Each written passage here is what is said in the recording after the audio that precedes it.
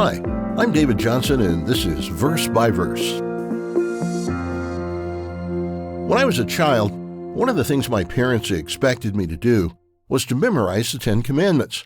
It took me a little while since I was not as enthusiastic about the project as they were, but I finally got them all memorized. Most of them were clear and easy to understand, but one really had me puzzled. The one that said, "Thou shalt not commit adultery."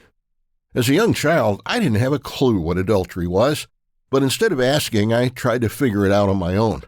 I decided that adultery is when a child tries to act like they're an adult when they're really still a child. It was some years later before I finally learned what adultery really was. Trying to understand the adult world when you're a child can be challenging, and misunderstandings are common. Children are not just small adults, and they see the world through different eyes.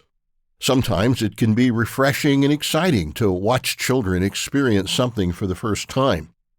Their reactions can remind us of the wonder and beauty and joy of things we've come to take for granted.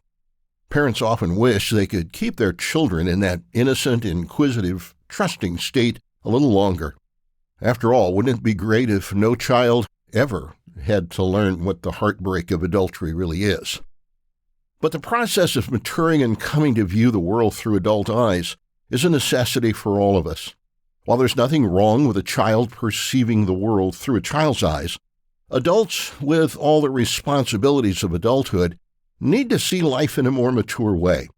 The process of maturing from childhood to adulthood, from seeing the world through a child's eyes to seeing the world and our place in it as an adult, has repercussions in many areas of life. The ultimate beliefs we accept, the life values we embrace, the decisions we make have a profound impact upon ourselves and those individuals who become a part of our most important relationships. We often associate maturity with age, and it's true that age is often involved, but age alone does not produce a mature adult. We're not like pieces of fruit that ripen over time with no effort involved. We all age, but we don't all grow more mature.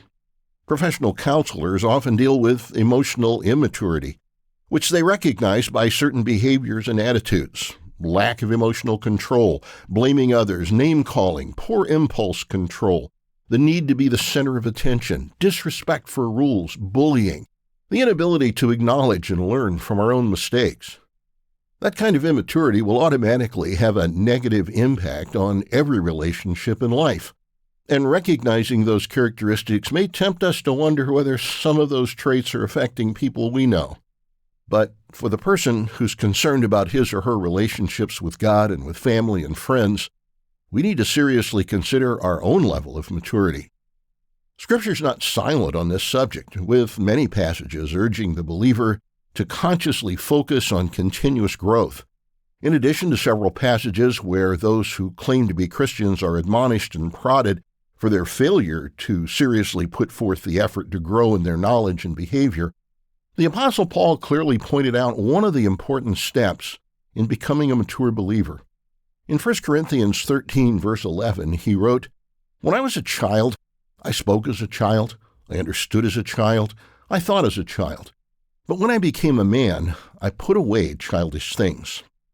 Paul does not criticize a child's immature approach to life. We expect that in a child, and we patiently give them time to grow in their mental and emotional maturity. But as we grow toward adulthood, we must recognize that some aspects of childhood, the childish things, must be left behind in order to take on the more responsible role of an adult. It's true that Jesus encouraged his followers to be childlike in their trust in him, but there's a big difference between being childlike and childish.